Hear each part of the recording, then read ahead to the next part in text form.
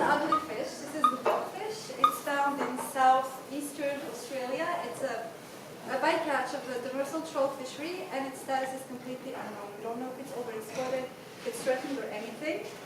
But this is not the ugly fish that I want to talk about. This is what I want to talk about today.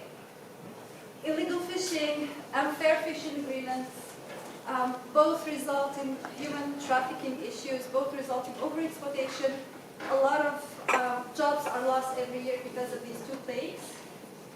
And then we have another issue that is mismanagement, or let's say the unintended consequences of good-willing management, whatever we decide to call that. I put a photo of DFO's officers in there.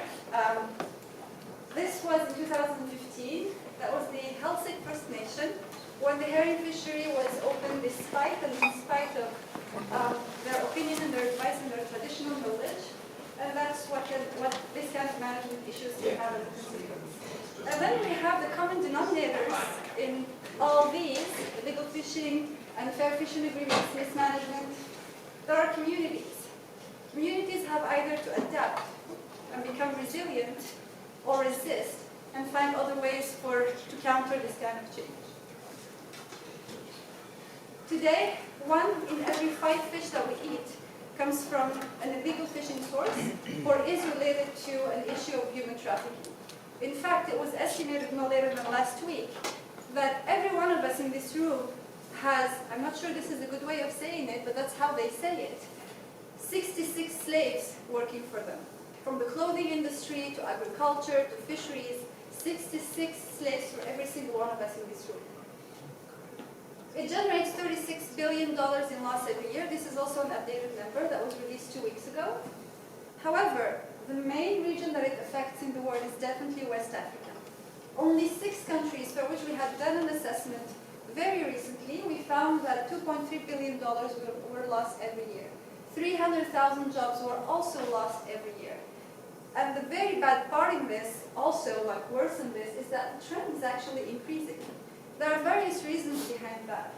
In Guinea and Sierra Leone, they were both hit by the Ebola crisis, and so they were busy doing other things than monitoring their fisheries. In Guinea-Bissau, until 2 days ago, there was a general laissez-faire. They just let it go. It's a hub for transshipments. It's a hub for vessels that escape from the sub-region, escape sanctioning from the sub-region. And in Gambia, it's a very tiny country, and it reflects upon their human and financial resources, and so the illegal fishing has been increasing. That's not the case in Senegal and Mauritania. They have had the tremendous support of the World Bank, the Sea Shepherd Conservation Society, Greenpeace, and even the Sea Rounders for their fisheries acts. And with regards to the science of adaptation and how do communities actually resolve the fact that they're losing their resources, we found recently, that we published fairly recently actually, that the artisanal fleet has adapted its capacity by increasing its fishing effort. So we developed a new metric that measures the amount of energy that the artisanal industrial sector spends, and we could know, obviously on averages, how much energy an artisanal boat spent, or a typical artisanal boat spent in 1950 versus today, and an industrial fishing boat has spent similarly in 1950 versus today. We found that, you see the average line there, the 2000 average line for the industrial energy. We found that at least in 2 countries, that are actually 3 countries, Gambia, Ghana, and Senegal, the typical artisanal boat today spends as much or even more energy than a typical industrial vessel.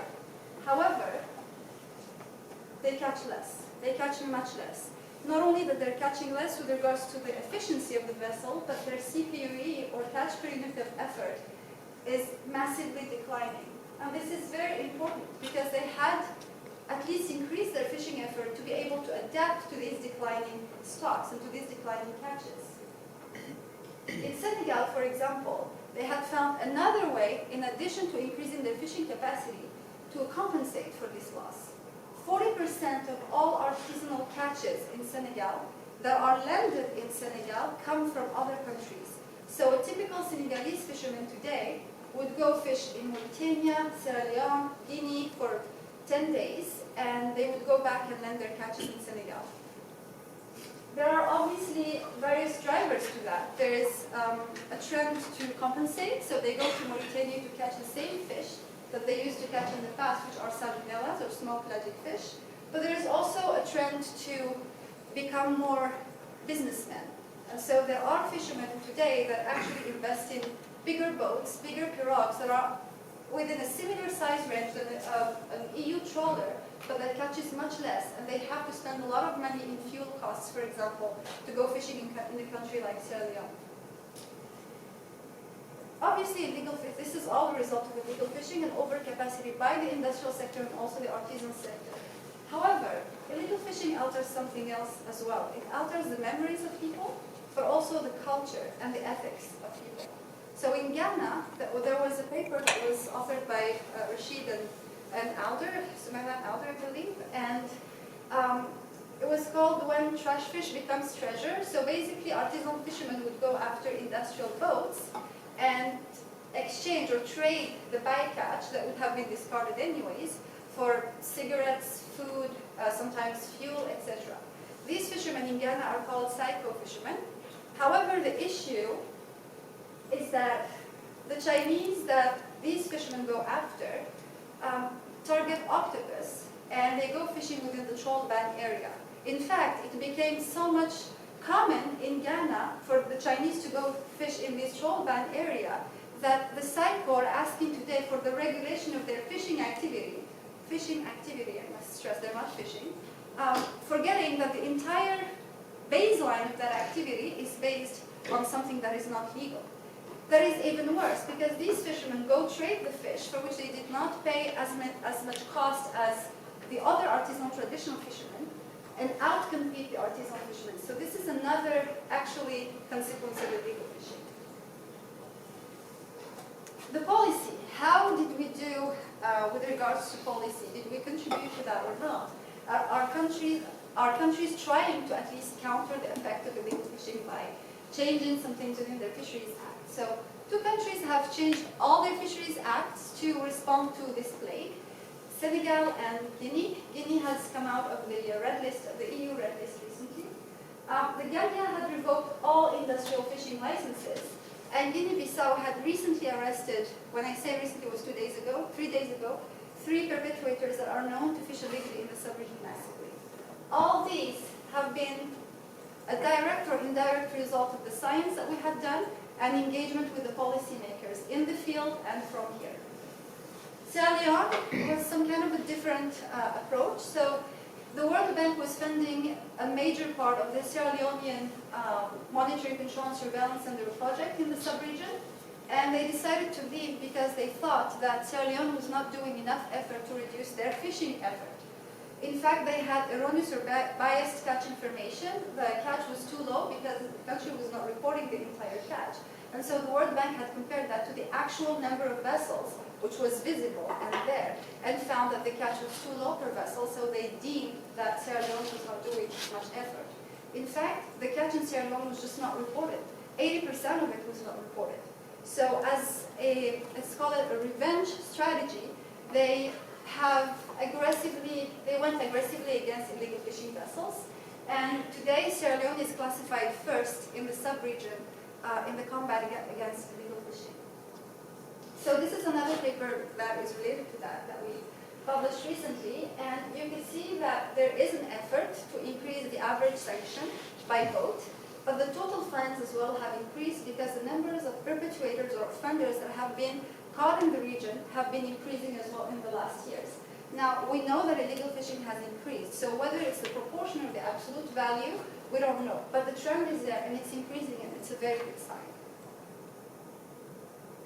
Now, what about the boats and the fishing agreements? We always argue that China is the bad guy in the region, and the EU, with all their yellow cards, blacklisting, red listing, registry creation, all sorts of approaches, are actually doing way better with regards to accountability, governance, and transparency. However, we analyzed both Chinese agreements or access and EU's access to West African waters. And we found that they both massively underreport their catches. The EU does it a little bit less, but they still underreport 70%. We found that China pays, yes, only 4% of the landed value under access agreements, and the EU pays 8%, that's double, but it was not significantly different. And the other issue is that we are not accounting for everything that China pays for. In fact, the money that China pays for, or the access that China pays for, that money is fairly traceable within the African economy. They build bridges, they build hospitals, they buy military equipment, they build factories, so it's fairly stadiums, so it's fairly much traceable. However, the money that the EU pays to these countries goes to the Treasury public, and usually there is always a part of it that has to go to research, part of it that has to go to monitoring, control, and surveillance, but most of the time, from the information that I get from people there, that money goes to other priorities such as health, education, etc. So it's not necessarily traceable. Both take a value of $6.3 billion a year, and 30% of that is actually taken illegally, never reported, and the vessels are never even licensed to fish in there. So we're going to ask the question, is the EU better than China in this, and are the fishing agreements more fair? Well, let's look at how their vessels that are under agreements are doing. This map shows you the point in time and space where vessels had shut down their AIS system. That's a satellite signal that a vessel emits to a satellite and reported by Global Fishing Watch. It means that when a vessel wants to enter a country's waters, they can just become invisible. They're not seen anymore. But you can see from the map that Spain is doing that much more than China does. And so this is one of the conclusions, actually. The other one comes when we look at their fishing in artisanal waters or in prohibited or restricted areas. So we analyzed over 820,000 hours of fishing. We overlapped the locations of these fishing hours with prohibited areas. So we researched actually what is the range of the area that is prohibited. And we found at least 43,500 hours were fished actually within these restricted areas. As you can see there in red, the frequency of fishing is concentrated between 3 miles and 25 miles offshore. When you ask yourself the question, who is doing that? Well, there's Ghana. They have a trolling ban area. We're not sure if necessarily all this activity within the Ghanaian waters are illegal because it's only a troll ban area. These might be persianers, tuna vessels, polar line, etc. However, if you just look at the EU and China, the EU spends 8,000 hours fishing in these prohibited hours, whether or not under agreement. And China spends only, well, it's still 2,000 hours, but the EU is leading the way. 5% of the time that the EU spends fishing in these countries is actually within restricted areas. So I think the question is not necessarily, the answer to the question is, it's not necessarily the case that the EU is better than China. Then we still talk about the EU and their fishing agreements, and I have 2 cases to demonstrate here. The one with the Maori people of the Cook Island and one of the Wolof people in Senegal. So the Maori people fish or have their protein primarily from fish and from the sea. They shifted from reef fish to tuna because of the poisonous species issue in the reefs, and today they're shifting to literally chicken feed. They have big eye and yellowfin tuna resources as their main catch. However, the EU brought in 2 Chinese persianers to fish within their waters. And so the engagement in that, or the policy of resistance here, is that the case went to court, and despite that, the agreement was signed. So this is one lesson. The case is still in court. The second lesson is in Senegal when it went a little bit beyond that. So in 2013, when Senegal was negotiating fishing agreements with the EU, they reached out to us. This is the CALPA, which is a big artisan fishing association, and the Coalition for Fair Fishing Agreements. And they asked us whether they had a surplus in Senegalese waters. And the answer was no. We had catch data. We had an MSY that comes from a source that I'm not necessarily sure. I retraced the references and I couldn't find the original methodology.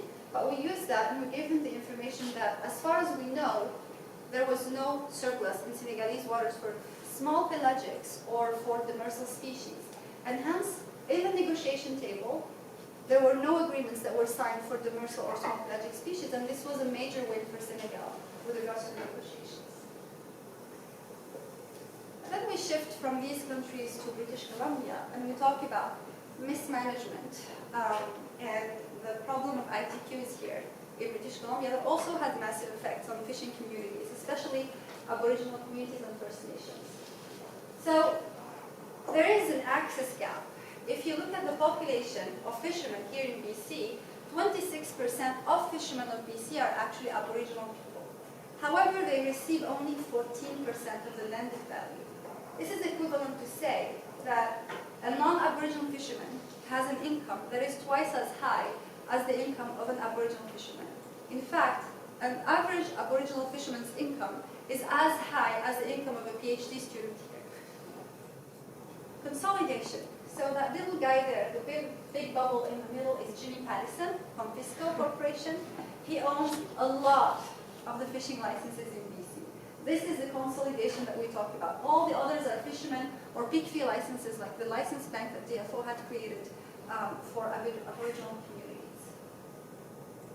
This consolidation, well, results in a migration of wealth towards the south. So the first map here shows you the catch share fisheries, so fisheries under ITQs. And obviously the ownership of ITQs is concentrated in the southern area.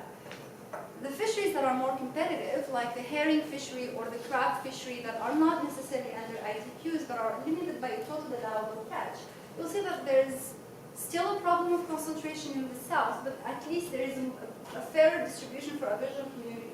For Prince Rupert and Lac-Volans in the north, to Bella in the center, in the central region. And so there is an issue here with the actual situation of management here in BC, and it does affect communities, their values, their jobs, their financial situation as well. Fishing is not only, for these First Nations, for the Aboriginal communities, it's not only about food security, it's not only about fishing for food, social and ceremonial purposes, it's much more than that. It's a way of life. It's their well-being.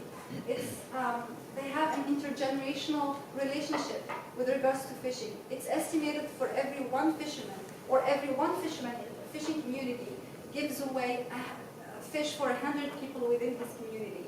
And this is the networks and the opportunities that we're talking about here. One quote that I really like from a former chief counselor of the Healthsick: I came here every summer and fished and was being what I was, an Indian. But for 10 months of the year, I was away teaching. It was a very alien word. I felt alienated from it and really had very many problems. This actually tells you the mindset of a fisherman and the mindset of the culture that fishing brings to these communities. Going away from BC to Senegal, I heard a fisherman say and argue against the government official that he was proud of being a fisherman. This is not out of context. The context was that the government official asked him to monitor his waters against illegal fishermen that are coming from China, Europe, but also from the artisanal communities' illegal fishing gear. And he was happy to do that, but he refused to be paid because he said that he was doing that for himself and for his children, and he was proud of being a fisherman. Now, with all these issues, this doom and gloom, mismanagement, illegal fishing, and fair fishing agreements, how do you affect the policy, and how do you engage with policymakers, and how do you engage with NGOs, with the communities, with the public? And I reflect upon my experience since I was at UBC, and I was reading recently in The Guardian. There is another quote as well, and I think that it's very important. This is actually true because we are moving into an era, the Trump era, where we will have to face policymakers that will challenge our science more and more, increasingly in public. And this comes with the autism and vaccines, this comes with the denialists of climate change, etc. And this will be a very important topic that we actually become more about scientists that engage with policymakers, not to defend ourselves, but to make sure that our science affects policy and evidence-based policy. Nature agrees with this, actually. They say that nature persists in the belief that researchers who take action by engaging with people beyond their peers in support of the evidence can make a positive difference. This came out 2 weeks ago. So, a few tips based on my humble experience. People not agreeing with you is actually a good sign. At least they listen. And it's an opportunity to have controversy, arguments, discussions, convince others, and maybe generate social conformity within your audience and convince the person that is not agreeing with you. Engage in discussions, but be realistic and pragmatic. We have our standards here in Canada. People may not be losing their jobs because of our opinion as a scientist. Not always, at least. But in the region, people can be jailed. In West Africa, they can be jailed because they said something. In fact, we had a fellow that had visited us here last summer who became wanted in the Gambia because of his opinions against industrial fishing vessels in the Gambia, because he was a senior official at the Ministry of Fisheries. He revoked all industrial fishing licenses, and he became wanted. Now he went back to his country because the former president is no longer president, which is a good thing. Classified information requires insiders. You want to engage in changing policy, you have to have this kind of information. You have to have the local knowledge as well. Scientific papers will not be enough. Study your engagement settings. Sometimes you meet people at conferences. You have to be outgoing for this first setting. Sometimes informal meetings and the pyramidal shape of the meeting will really help. What I mean by the pyramidal shape is that usually in an informal meeting you might have the boss, and then you will have the people, the employees at different seniority levels. You don't necessarily have to concentrate on convincing the boss if you know how to use social conformity. You can convince the people around the boss, and the boss will end up being convinced. Workshops. Mix your audiences. Make sure that everybody is represented. Make sure that the fishing sector is represented, the industry is represented, the government is in there, the NGOs are there, the public is there as well. And finally, stop talking. Stop. Because silence is not awkward. It's not always awkward, actually. Listen and overlap with what people tell you with your actual recommendations. Sometimes you will find ways that your recommendation can be, scientific recommendation can overlap with their issues and concerns. What to watch for? You will be stereotyped, especially if you're a woman, especially if you're an outsider, especially if you're young, and especially if you don't have a PhD. You will be yelled at. I was yelled at the first time I went to Senegal, and I was yelled at the last time I went to Senegal. You have to care. You have to care. It's not about your name. It's not about your fame. It's about the people that you will be affecting. It's about the policy. It's about these do-me consequences of illegal fishing and fair fishing agreements and whatever you will be working on. Your recommendation have implications and impact, so the impact better be good. And the example of really recommendations that have resulted in drastic negative impacts is the ITQ system that was all based on an academic's recommendation to DFO. People may lie to you, but they have their reasons. It doesn't mean they don't trust you. It doesn't mean that the information that they're giving you is correct or not. It just means that sometimes they're afraid of losing their jobs or ending up in jail, etc. Big change is not always great. Focus on the one small step at a time. You cannot tell someone to go to his country and ask them to stop any fishing agreements or any fishing vessels or end up illegal fishing. Focus on one small step at a time. Sometimes it can be checking online databases for the real capacity or the size of the fishing vessel, sometimes giving them information on a vessel that has been caught fishing illegally and wanted somewhere else, etc. You can have actually to work with the fishing industry. I know that sometimes it's very difficult. We might be conflicted. We might end up with a conflict of interest. But if we're not including them, at least in workshop settings, then we will be actually kicking an elephant with a shoe. We will not get far. Sometimes you will not be credited for your work, and you have to choose your battles and be ready for sacrifice. I found our Senegal's paper in at least 25 media outlets, The Guardian, BBC, Al Jazeera, and they were all citing USAID for the work and for the numbers. Protect people, because our standards are not necessarily the same than theirs, and keep publishing and keep doing the papers and the recommendations that you do. And with this, you can read my stories at my website, and I thank you very much for your attention.